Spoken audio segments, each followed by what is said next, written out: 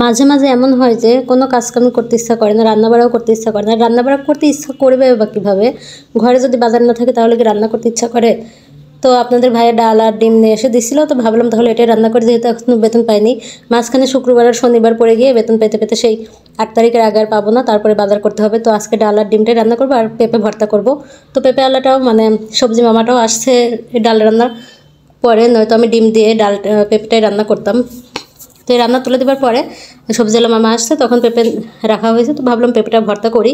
তো প্রথমে আমি ডিমটা ভেজে নিলাম, ডিমটা ভেজে নিয়ে তারপরে আমি এখন কড়াইতে পেঁয়াজ মরিচ রসুন সব কিছু দিছি, একটু এলাচ দারচিনিও দিয়ে দিছি, জিরা দিয়ে দিছি। এখন আমি পরিমাণ মতো মানে একটু পানি দিব, পানি দিয়ে সব রকম মশলা দিয়ে দিব, হলুদের গুঁড়া, মরিচের গুঁড়া, ধনিয়া গুঁড়া সব কিছু দিয়ে এখন আমি ভালোভাবে কষিয়ে নেব। কষিয়ে নিয়ে তারপর ডালটা দেবো। আর আমি মসুরের ডালটা প্রথমেই ভিজিয়ে রাখছিলাম। আমি ভাবছিলাম যে মসুরের ডাল দিয়ে ডিম দিয়ে যেভাবে রান্না করে আমি ওইভাবে রান্না করব, কিন্তু রান্না করতে গিয়ে তো যে বললাম প্রথম থেকে যে মন খারাপ থাকলে মানে যেদিন কোনো কিছু রান্না করতে ইচ্ছা করে না, কোনো কিছু এমনিতেও রান্না করতে ইচ্ছা করে না, সেদিন হাজার ভালো করে রান্না করলেও রান্না একটুও মজা হয় না। আজকে যেমন রান্না একটুও ভালো হয়নি, মজাও হয়নি। পরে অবশ্য মজা হয়েছে, কারণ প্রথম অবস্থায় আমি ঝোলটা একটু বেশি রেখে ফেলছিলাম। তারপরে আমি আবার জাল দিয়ে পানি শুকায় ফেলাই, মানে ঝোল কমায় ফেলে, কিন্তু সেটার আর ভিডিও ফুটেজ নেওয়া হয়নি আমার। তো এখন মশলা ভালোভাবে কষিয়ে নেব, কষিয়ে নিয়ে তারপরে আমি ডালটা দিয়ে দেবো। ডালটাও আমি সুন্দরভাবে একদম ভেজে নেব। এই যে মশলাটাও উপর দিয়ে তেল উঠে আসছে, তো এখন আমি ডালটা দিয়ে দিব।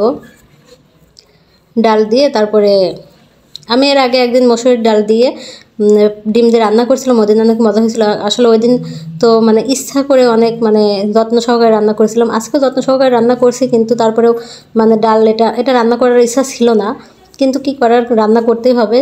তারপর রান্নাটা মন দিয়ে করছি, মন দিয়ে করার পরেও কেমন যেন একেবারে খুব একটা ভালো হয়নি, যা হয় আর কি। এটা দেখবেন সবার সাথে এরকম হয়, সবার সাথে হয় কিনা জানি না, আমার সাথে হয়। যেদিন আমার রান্না করতে মন চাবে না, সেদিন হাজার ভালো করে রান্না করলেও তরকারি একটু এদিক ওদিক হবেই। তো আমি এখানে একটু জাল জোরে দিয়ে ফেলছিলাম, এখন পরে দেখি যে ডাল একদম প্রায় গলা গলা হয়ে গেছে।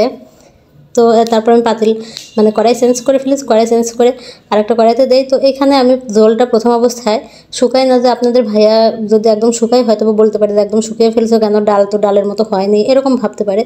তো প্রথম অবস্থায় আমি আর অল্প একটু ঝোল শুকিয়ে তারপরে যে নামিয়ে ফেলি, কিন্তু পরবর্তীতে আমার আর ভালো লাগে না, পরে আমি আবার জাল দিয়ে শুকিয়ে ফেলি, কিন্তু সেটা আর আমার ভিডিও ফুটেজ নেওয়া হয়নি।